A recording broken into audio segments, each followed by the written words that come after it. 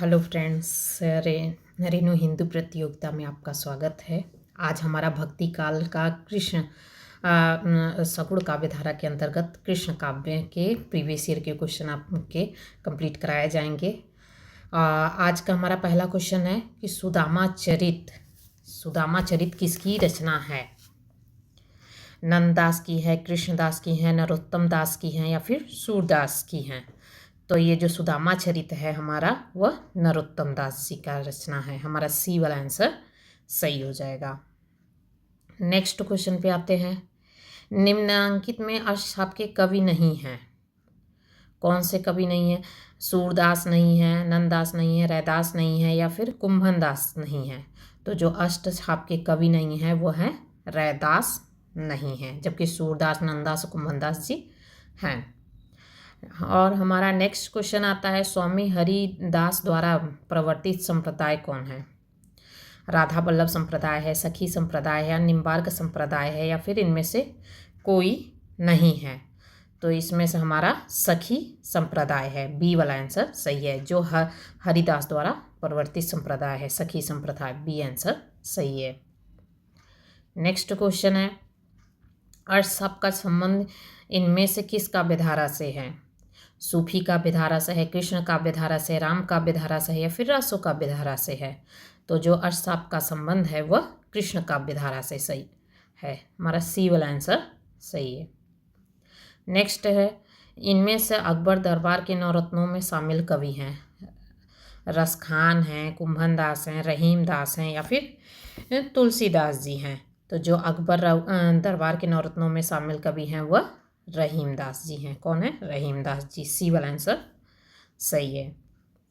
हमारा next question आता है कि अष्टछाप के कवियों में किनमें पिता पुत्र का संबंध है?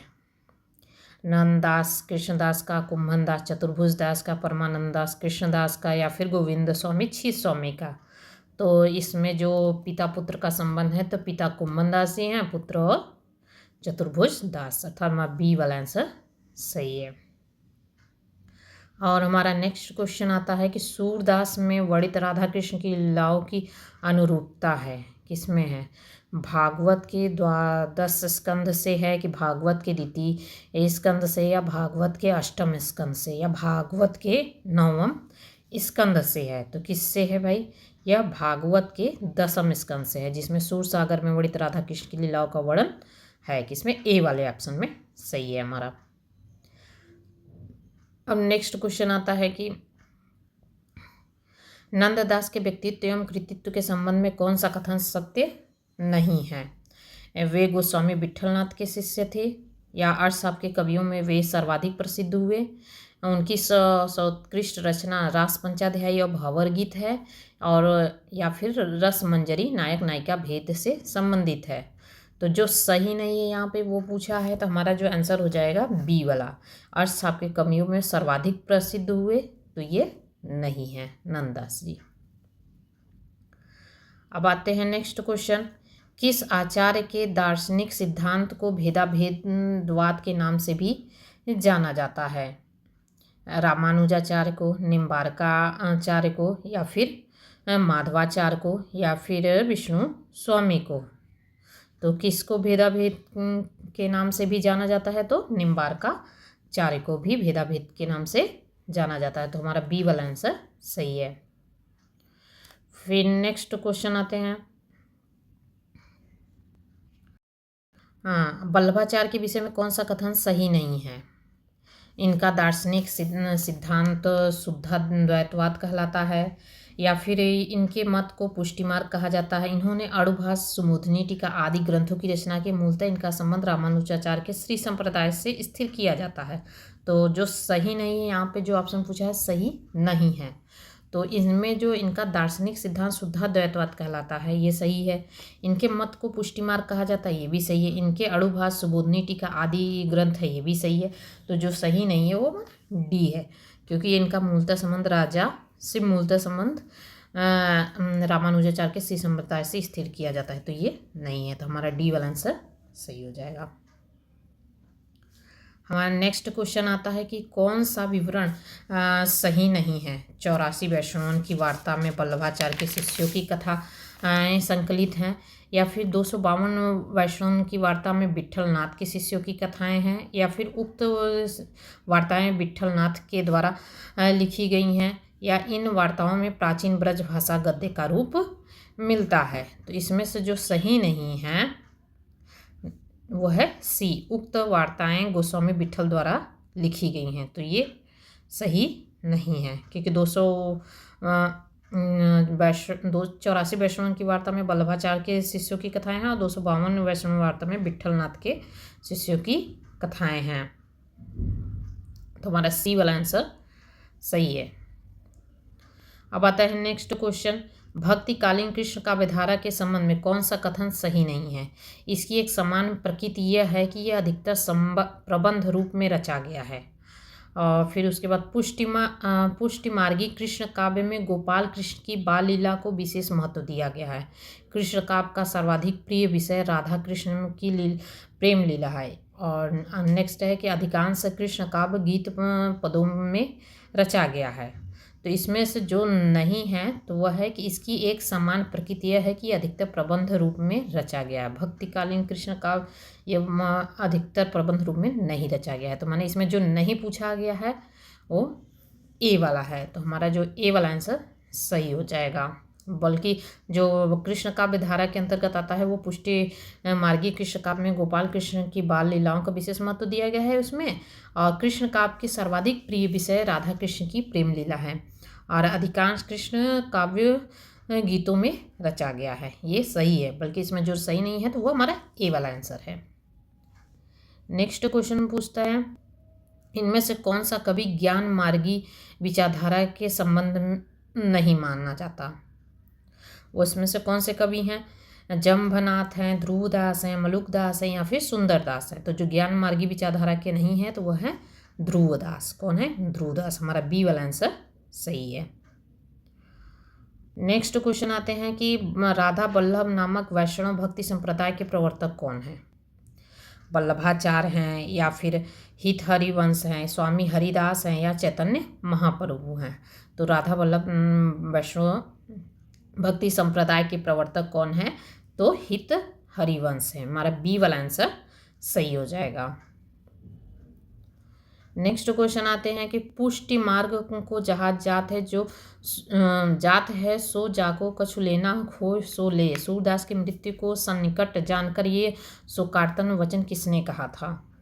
गोकुलनाथ ने कहा था, कुंभन दास ने कहा था, विट्ठलनाथ ने कहा था, या फिर नंददास ने कहा था? तो ये उक्ति कहा था कि पुष्टि मार्ग को जहाज जात है सो जाको कछु लेना हो सो ले। तो ये किसने कहा था? तो विट्ठलनाथ ने कहा था। किसने कहा था? विट्ठलनाथ। बी वाला आंसर सही है। नेक्स्ट, सूर सागर किसी चली आती हुई गीत काव्य परंपरा का भले ही वह मौखिक हो विकास प्रतीत है, उक्त स्थापना किसकी है? ये किसने कहा कि सूर सागर किसी चली आती हुई गीत काव्य परंपरा का भले ही वह मौखिक हो यह विकास का प्रतीत होता है? तो यह उक्त कथन किसका है? रामचंद्र शुक्ल का है, राम कुमार वर्मा का है, दीनदयाल गुप्त का है, या मुंशीराम शर्मा का है? तो ये जो कथन है वह आचार्य रामचंद्र शुक्ल का है। हमारा ए वाला आंसर सही है। निम्न में से किस रचनाकार का असली नाम सैयद इब्राहिम है? किसका नाम सैयद इब्राहिम है? रसखान का है, या फिर मलुकदास का है, रहीम का है, या फिर सूरदास का है? तो जिसका क्या नाम से असली नाम सैयद इब्राहिम है वह है रसखान। रसखान का असली नाम सैयद इब्राहिम है। अब आते हैं नेक्स्ट क्वेश्चन पे। भक्तिकालीन रस सिद्धांत विषय ग्रंथ है। रस प्रबोध है, रस मंजरी है, रस रहस्य है, या फिर रस रंग है? तो इसमें जो है हमारे भक्तिकालीन, इसका आंसर हो जाएगा रस मंजरी। नेक्स्ट क्वेश्चन पे आते हैं। भक्तिकाल के किस कवि ने 12वें नायिका भेद लिखा है? रहीमदास ने, रसखान ने, या फिर नंददास ने, या फिर कृष्णदास ने? तो किसने लिखा है 12वें नायिका भेद? तो रहीमदास ने लिखा है। हमारा ए वाला आंसर सही हो जाएगा। नेक्स्ट क्वेश्चन है, मीराबाई की उपासना कैसी है? माधुर्य भाव है, सख्य भाव है, दास भाव है, या फिर वात्सल्य भाव है? तो बाई की उपासना जो है वह माधुर्य भाव है। हमारा ए वाला आंसर सही है। नेक्स्ट है नरसिंह जी का मायरा किसकी रचना है? हरिदास की है, रहीम की है, या फिर मीराबाई की है, या फिर रस खान की है? तो जो नरसिंह जी का मायरा है वह मीराबाई की रचना है। किसकी है? मीराबाई की। हमारा सी वाला आंसर सही है। नेक्स्ट क्वेश्चन आते हैं, मदनाष्टक इनमें से किसकी रचना है? नंददास की है, गंग की है, या फिर ध्रुवदास की है, या रहीमदास की है? तो ये जो मदनाष्टक है ये रचना रहीमदास की है। किसकी है? रहीमदास की। ये अक्सर क्वेश्चन पूछा जाता है। ब्रह्म संप्रदाय के संस्थापक कौन हैं? ब्रह्म संप्रदाय के संस्थापक कौन है? श्री निम्बारकाचार्य हैं, श्री शंकराचार्य हैं, श्री माधवाचार्य हैं, या फिर श्री रामानुजाचार्य हैं? तो जो ब्रह्म संप्रदाय के संस्थापक हैं श्री माधवाचार्य। हमारा सी वाला आंसर सही हो जाएगा।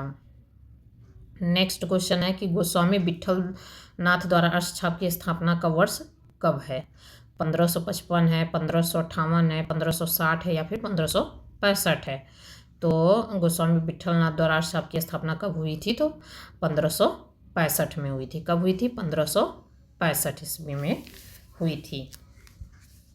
अब नेक्स्ट क्वेश्चन पे आते हैं, सूरदास का प्रेम पक्ष लोक से न्यारा है, यह कथन किस विद्वान का है? आचार्य रामचंद्र शुक्ल का है, हजारी प्रसाद द्विवेदी का है, डॉक्टर राम कुमार वर्मा का है, या फिर डॉक्टर बच्चन सिंह का है? तो ये जो सूरदास का प्रेम पक्ष लोक से न्यारा है तो आचार्य रामचंद्र शुक्ल का है। हमारा ए वाला आंसर सही है। अब आते हैं नेक्स्ट क्वेश्चन पे, पौन मया करी घूंघटारे दया करी दामनी दीप दिखावे काव्य पंक्ति किस कवि की है? नेही नागरीदास की है, या फिर पद्माकर की है, देव की है, या ग्वाल कवि की है? तो ये जो पंक्ति है वह नेही नागरीदास की है। ए वाला आंसर सही है। नेक्स्ट है, निम्नलिखित में कौन सी नंददास की कृति नहीं है? रूप मंजरी, विरह मंजरी, मान मंजरी और कवि प्रिया। तो ये जो इसमें से नंददास की रचना नहीं है वो हमारी डी है, कवि प्रिया नहीं है, क्योंकि कवि प्रिया केशवदास की रचना है। किसकी है? केशवदास की रचना है। नेक्स्ट क्वेश्चन है, अखियाँ हरिदर्शन को भूखी वारक वह मुख फेरी दिखाओ दूहि पय पीवत पतेखी। उक्त पद में पतुखी का अर्थ है? पतुखी का क्या अर्थ है? साग सब्जी है, या फिर पेय पदार्थ है, पकवान है, या पत्ते का दोना है? तो इसका पतुखी का अर्थ हो जाएगा पत्ते का दोना। हमारा डी वाला आंसर सही है। म्यारा री गिरधर गोपाल दूषणा ना कोय दध मथ घृत काढ़ लया डार दया छुआ। उक्त पंक्तियों में प्रयुक्त छुआ का अर्थ क्या है? छार है, मट्ठा है, मथानी है, या फिर मक्खन है? तो यहाँ पे छुया का अर्थ होता है मट्ठा। हमारा मट्ठा। नेक्स्ट क्वेश्चन आते हैं, निम्नलिखित में से चतुर्भुज दास के संबंध में सही जो है? कुंभन दास के पुत्र थे चतुर्भुज दास, इनकी भाषा तस्तम प्रधान थी, इनके 2 ग्रंथ मिलते हैं, हितुजी को मंगल इनकी काव्य कृति है। तो इसमें से पहला चतुर्भुज दास कुंभन दास के पुत्र थे, ये सही है। और इनकी भाषा तस्तम प्रधान थी, ये नहीं। इनके 2 ग्रंथ मिलते, नहीं। हितुजु का मंगल इनकी काव्य कृति है, ये सही है। माने पहला और चौथा, तो पहला और चौथा किसमें है? तो हमारा सी वाला आंसर सही है। अब आते हैं हमारा नेक्स्ट क्वेश्चन, यहाँ पे मिलान करना है, थोड़ा सा इसको और छोटा करते हैं ताकि पूरी पंक्ति दिखे। हाँ, प्रकृति जाके जोई अंग परी स्वान पूछे कोटि जो लागे सुधि न काहू करी। तो यह पंक्ति किसकी है? तो यह पंक्ति सूरदास की है। किसकी है? सूरदास की, सीधे। और बहुविध चित्र बनाए के हरि रच्यो कीड़ा रास जेहि न इच्छा झूलबी की ऐसी बुद्धि के ही पास। और ये पंक्ति कबीरदास जी की है। इसमें सीधा सीधा दिया है, थारो रूप देखा अटकी कुल कुटुम्ब सजड़ सकल बार बार हटकी। तो ये पंक्ति किसकी है? तो मीराबाई की है। गुरु नित मोहि प्रबोध दुखित देखी आचरण मम मोहि उजय अति क्रोध दंभी नीति की भवाई। तो यह पंक्ति किसकी है? तो यह तुलसीदास की है। तो यहाँ पे ए का पहला, बी का दूसरा, सी का तीसरा और डी का चौथा हो जाएगा। तो इसमें ऑप्शन में देख लेते हैं कि ऑप्शन में कहाँ है। यहाँ सी वाले ऑप्शन में है। तो हमारा आंसर क्या हो जाएगा? सी। फिर नेक्स्ट क्वेश्चन पे आते हैं। निम्न विकल्पों में से कौन सा विकल्प अर्थशास्त्र के कवियों से संबंधित सही विकल्प है? निर्गुण ब्रह्म के उपासक थे अर्थशास्त्र, कृष्ण भक्त थे, सूफी कवि थे या राम भक्त थे? तो वह कृष्ण भक्त थे। जो अर्थशास्त्र के कवि क्या थे? वह कृष्ण भक्त थे। तो हमारा बी वाला आंसर सही हो जाएगा। नेक्स्ट है कि निम्न में कौन सा कथन रहीम जी के बारे में असत्य है? वह योद्धा और राजनीतिज्ञ भी थे, वह अनपढ़ थे, वह काल मर्मज्ञ थे, वह विद्या व्यसनी थे। माने उसमें से कौन जो रहीम जी के बारे में थे तो वह असत्य है, तो वह अनपढ़ थे। यह असत्य है, असत्य पूछा है। बाकी वो तो योद्धा राजनीतिज्ञ भी थे, वह कला मर्मज्ञ थे और विद्या व्यसनी भी थे। तो सही है। नेक्स्ट क्वेश्चन पे आते हैं। किस रस की अभिव्यक्ति में सूरदास संसार के सर्वश्रेष्ठ कवियों में गिने जाते हैं? रौद्र, हास्य, वात्सल्य रस या फिर विभत्स रस?